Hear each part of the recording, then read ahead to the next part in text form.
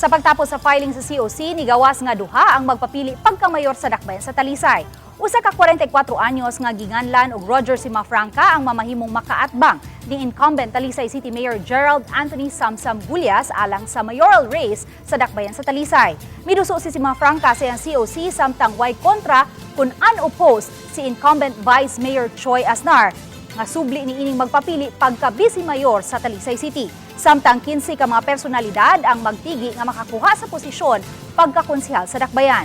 Sila mao si Danny Caballero, Eduardo Digol Gulyas III, Attorney Rocky Bass, Ferdy Rabaya, Socrates Fernandez, Ofelia Ilanan, Lester Daan, Lito Bacaltos, Chickchick Cabigas ug si Attorney Dan Andrew Villaver.